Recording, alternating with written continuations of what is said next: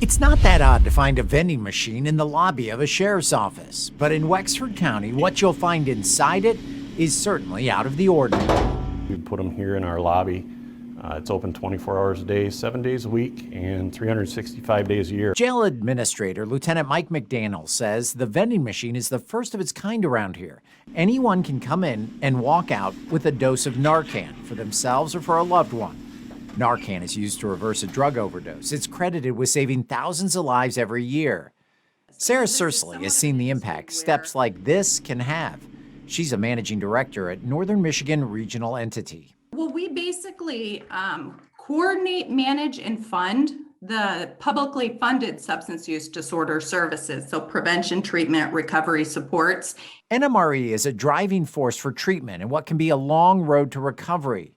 What's offered here in this vending machine meets more of an emergent need, a lifesaver in a crisis moment. But for many, it's an important and valuable tool that can be used to keep someone alive long enough to get to recovery. I think it's fantastic. Any way we can get this needed helping drug into the hands of folks who might need that or might need to help somebody who is suffering an overdose. It's fantastic. And that's why this is here. Those who might need it can get it. No questions asked and free of charge. It's a very public display of a problem that too often is kept in the shadows. Having this here, acknowledging the problem, may be the first step in addressing it. So recovery-friendly communities, making this normal, that this is a disease, and folks can recover from it and support folks then. Yeah, it's needed. Well, the mother of 16-year-old Trenton Morin contacted me about the letter, outraged and seeking answers. Now I've learned it was a mistake revealed by my reporting.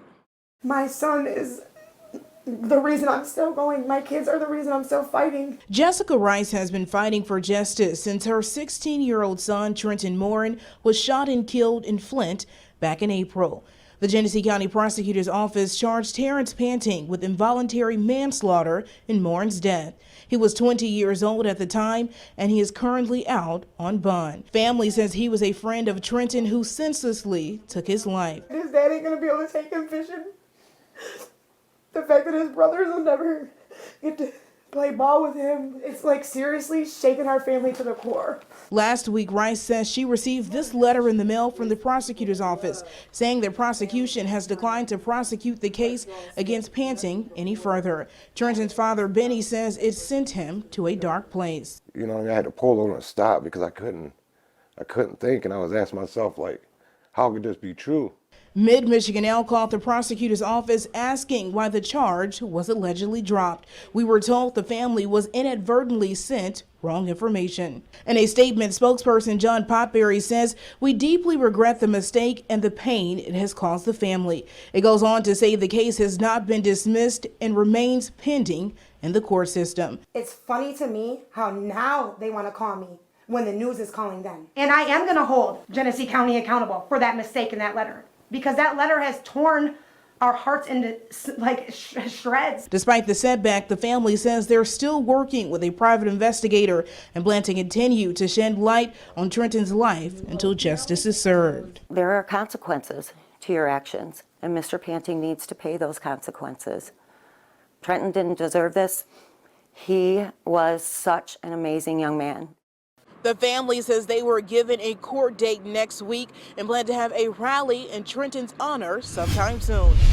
The potential shortage food banks like Eastern Michigan are seeing is due to shipping delays and not being able to secure product.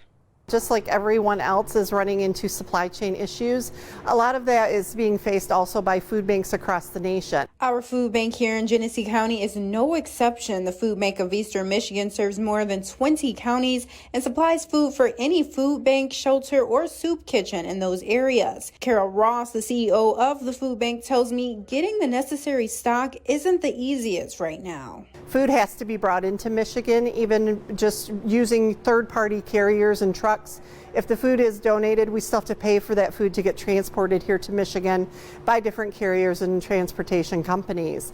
As well as food that we don't get donated, we do go out and purchase. So we buy that from states really across the region and have to pull that into Michigan as well. Ross says typically the food bank likes to keep 90 to 100 items stocked for their partners, but she says since the pandemic, the food bank went from needing 30 million pounds of food a year to now 51 million.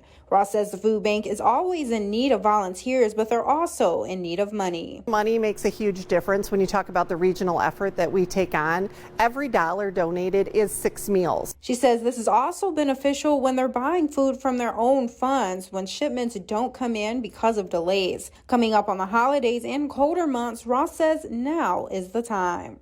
It's really the strain on the household, the rising cost of heating bills and prescriptions, inflation overall is really going to affect families as we move into the winter months. And if we're able to supplement their household by providing more food, we're able to then help that household stretch that dollar even further to help pay those bills. Now, Ross says the Food Bank of Eastern Michigan has been ordering more shipments than usual to prepare for those delays.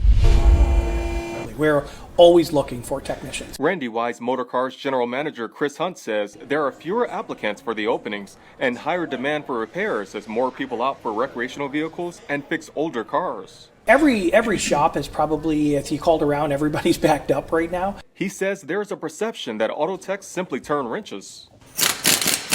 Kind of get the best of both worlds now, because now you can work on powerful vehicles that also run depend on computers. Skills that are transferable. They're able to find jobs outside of the automotive area as well, such as repairing other types of equipment that is mechanical in nature.